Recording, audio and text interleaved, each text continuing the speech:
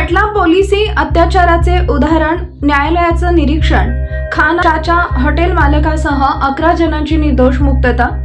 Police शिपाई अमोल सुरेश बेगमपुरे वय वर्ष 39 राहणार विद्यानगर शेळगे सोलापूर यास जीवे ठार मारण्याचा प्रयत्न तर एकाच जखमी केल्याप्रकरणी हॉटेल खान चाचाचे मालक सलमान खान वय वर्ष 30, रिहान खान वय वर्ष 32, अल्ताफ पठाण वय वर्ष 22, मोहम्मद अन्सारी वय वर्ष 24, मोजाहिद अन्सारी वय वर्ष 24, अनवर जोडगे वय वर्ष 26, सिद्धेश्वर हेडगे वय वर्ष 29, सैफन मुलानी वय वर्ष 24, सादिक शेख वय वर्ष 40, मोहसिन शेख वय वर्ष 23, शहानवाज सय्यद वय वर्ष 31 यांच्यावर भरलेल्या खटल्याची सुनावणी जिल्हा व सत्र न्यायाधीश योगेश राणे यांच्या समोर होऊन त्यांची गुन्हा साबित न झाल्याने सर्व आरोपींची निर्दोष मुक्तता केली। याबाबत अधिक माहिती अशी की 10/10/2020 रोजी पोलीस शिपाई अमोल बेगमपुरे हा अश्विनी हॉस्पिटल इथं त्याच्या चुलत बहिणीस पाहण्यासाठी गेला होता।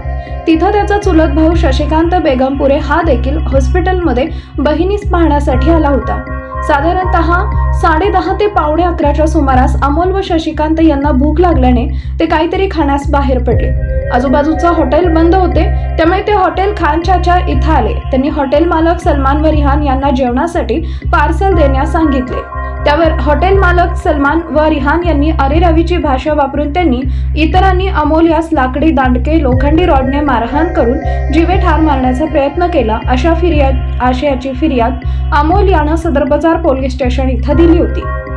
त्यावरून पोलिसांनी तपास करून आरोपी विरुद्ध दोषारोप पत्रक दाखल केले होते। यात सरकार पक्षातर्फे एकंदर 9 साक्षीदार तपासण्यात आले।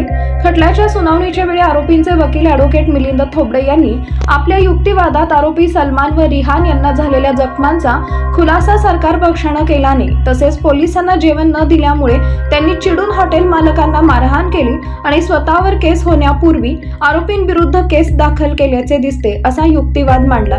यावरून न्यायालयाने प्रस्तुतचा खटला हा पोलिसी अत्याचाराचा जिवंत नमुना दिसतो असं नमूद करून सर्व आरोपींची निर्दोष मुक्तता केली। यात आरोपीतर्फे ॲडव्होकेट मिलिंद थोबडे, ॲडव्होकेट निशांत लोंढे यांनी तर सरकारतर्फे ॲडव्होकेट दत्तूसिंग पवार यांनी काम पाहिले।